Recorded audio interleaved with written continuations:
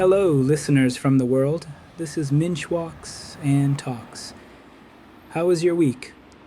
I'm guessing it was not an easy one.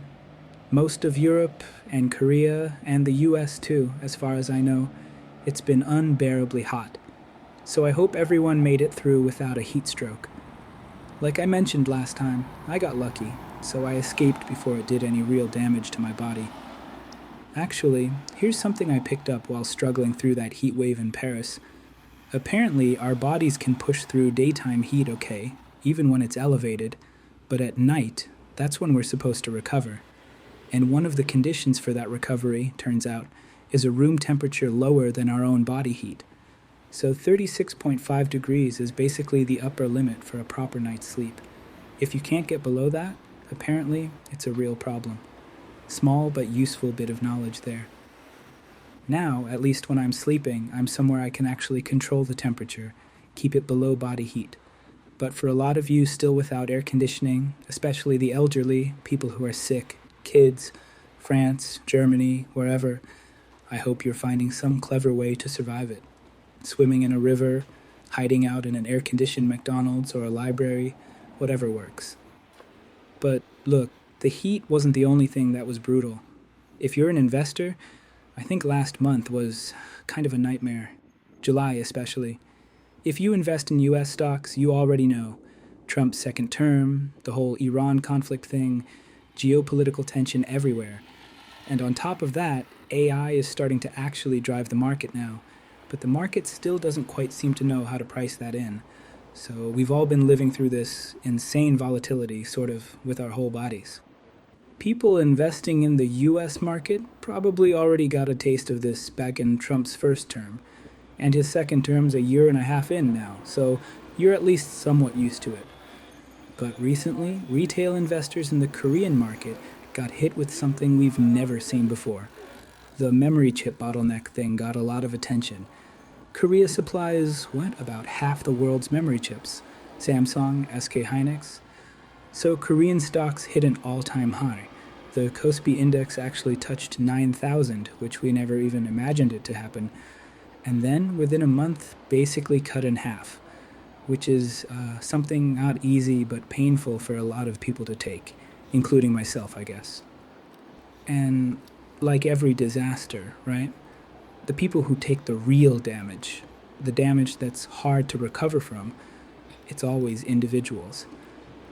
From what I heard, and to be honest, I'm not totally sure of the exact number, so take this loosely, a huge number of individual investors in Korea had leveraged positions in these chip stocks, 2 times, 3 times leverage, kind of gambling with it.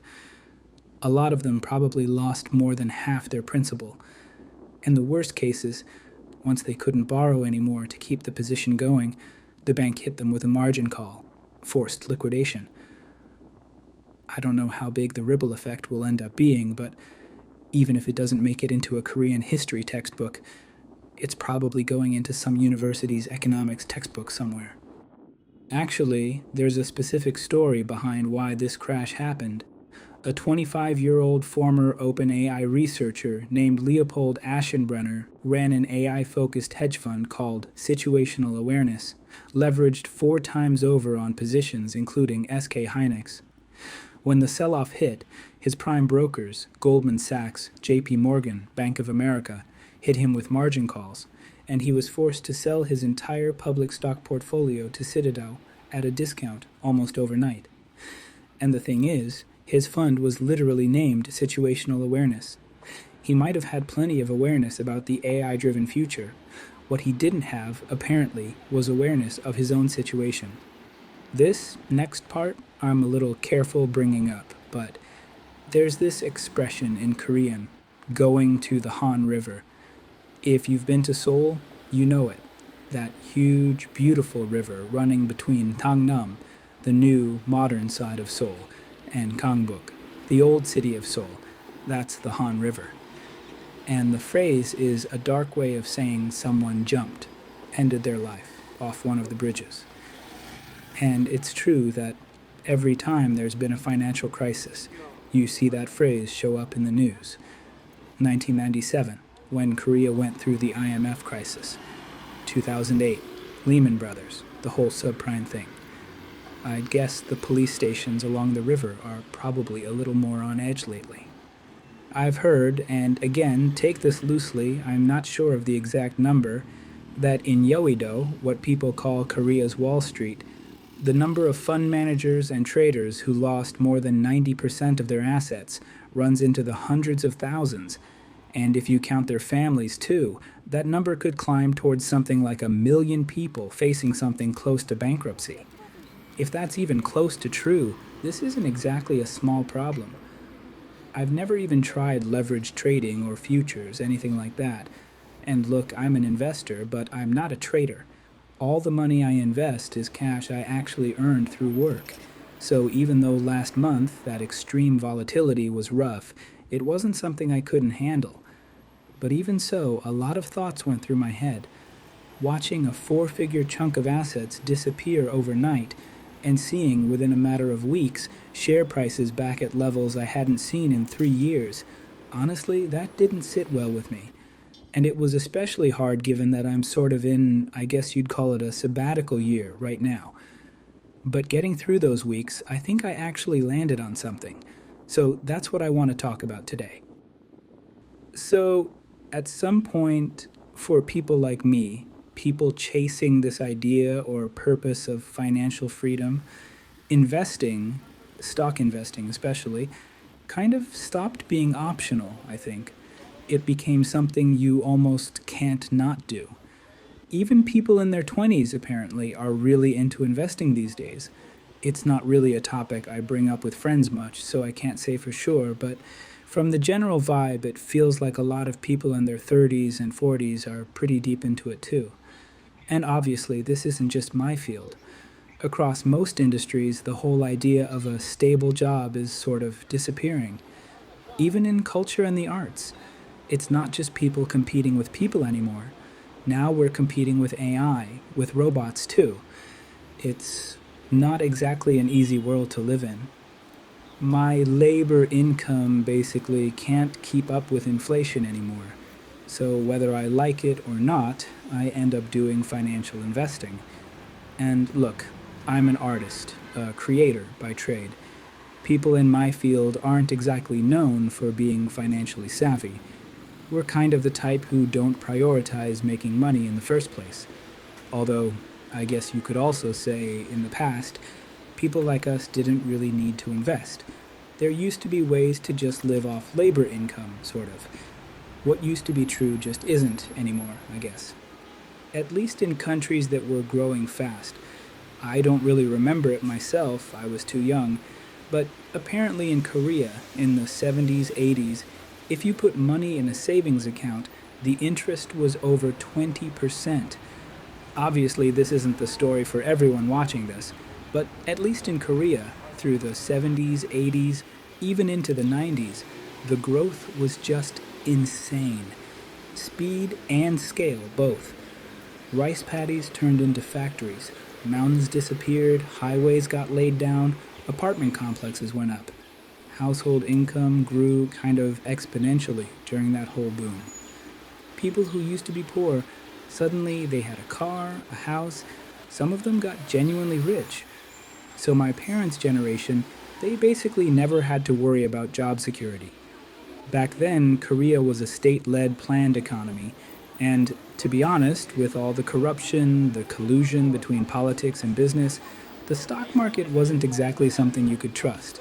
So investing in stocks was basically treated like gambling, like the fast track to ruining your family. Just save your money safely, and for families with daughters, don't even date a guy who plays the stock market. These were basically drilled into people like family mottos. I heard that line my whole life, like it was just obviously true. I never really got anything you could call financial education, and I don't think that's really my fault, but also back then you could get by pretty fine in life without it. But now, that world just doesn't exist anymore. The world changed.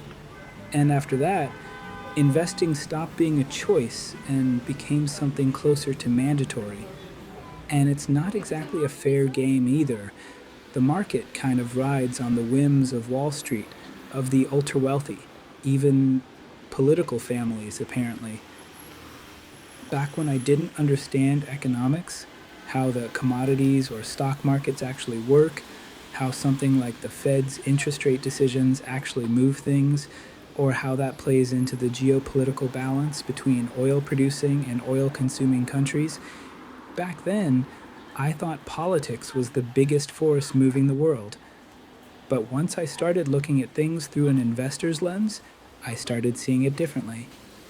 Bankers on Wall Street, or a specific politician's family that controls a country's energy industry, or corporate owners making some production or purchasing or investment decision, those things send prices skyrocketing, start wars in countries that were at peace, and one day some school full of innocent kids gets bombed out of nowhere. I was always the kind of hot-blooded young guy who genuinely cared about how the world works and about justice. But up until just a few years ago, I'd never actually invested. I was that ignorant about economics. So even when I looked at the world, I don't think I really understood what I was looking at. So from riding that roller coaster these past few months, especially this past July, here's what I sort of landed on in terms of keeping my mentality stable. Don't watch the noise, watch the fundamentals. And instead of reacting to some headline that dropped this morning, try to actually imagine and understand where this thing is going, the actual future vision behind it. It's like car sickness. If you're about to feel it, don't stare at the face of the person sitting in front of you. Look out the window at the distant mountains instead. Easier said than done, obviously. Because, to be honest, I wasn't great at doing that myself. There's this one stock that's basically Korea's number one. Even the ladies sitting in the hair salon chair were saying you'd be an idiot not to buy this right now. And purely out of FOMO, I chased it on the way up too. And then, even after I thought I'd done my homework, calculated the risk, felt like I actually understood it, that stock just got cut down, badly, and not one so-called top analyst or economic expert could properly explain what was happening. And that's basically how July went. Anyway, that's the investing episode, sort of. Not financial advice, obviously. I'm not qualified for that. And honestly, I don't think anyone fully is in a market like this one. Just one guy's account of a rough month and what he was thinking while getting through it. Markets recovered a bit since the worst of it. There was a sharp bounce this past Friday, actually. My own stuff, though, look, I know a lot of people roll their eyes at this, and probably some of you watching too, but my actual job, sort of, is imagining what the world looks like 10 years from now. So most of what I put my money into, AI, robots, self-driving cars even, Mars colonization, that kind of thing. And honestly, that side hasn't been great lately. Some of it's down pretty badly, some of it's holding up a little better, but overall, let's just say it's not been a fun few weeks to check the portfolio. Long way to go still.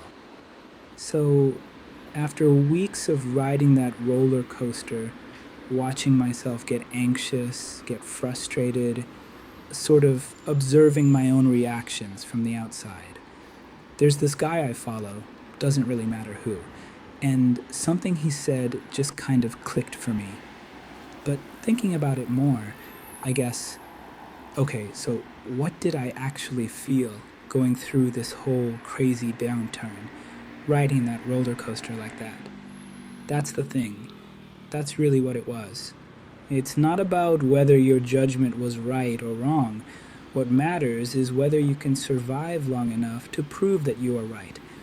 Even if your decision was the correct one, if you can't endure the hardship, if you leave the market before you're proven right, you don't get to recover. There's no coming back from that. So, no matter what happens, don't leave the market. Don't give up. Hang on, tenaciously, whatever it takes. Because opportunity, it only comes to the ones who survived. Translated into something actionable, I think it means this. Before you put money into anything, study its real value, not just the price tag. Expect volatility to come and only bet what you can genuinely stomach losing, because reckless leverage can get you thrown out of the game entirely, whether you want it or not. That hedge fund I mentioned earlier, that's basically the textbook version of that mistake. And then, believe in the power of time in a real, positive way, and just keep tending to it. Keep investing in it, steadily. And hearing that, I realized this isn't really just about investing at all. It's the same with work, health, relationships too. Whether it's a bet you made in the market or a project you just started, this channel, for instance, or someone you've just started imagining a future with. Keep a positive mindset. Be patient. Just keep doing the work, one day at a time. Until when? Until you've survived long enough without getting up, without getting forced out, to actually prove your choice was right. Honestly, this whole episode was kind of a monologue. Not really for you all, for myself. I guess that's what they call it, huh? A monologue. Subscribers so far? 3 total. Me, my older sister, and one old friend. So no one to really answer to. Although, views apparently almost 100 already, which is honestly more than I expected. Not sure who all these 90-something strangers are, but thanks, I guess, whoever you are. Alright, that's it for today. Stay sane in this crazy world, comrades. Let's just survive this. No need to win anything. If you're a survivor, you're already a winner. See you next time. Annyeong.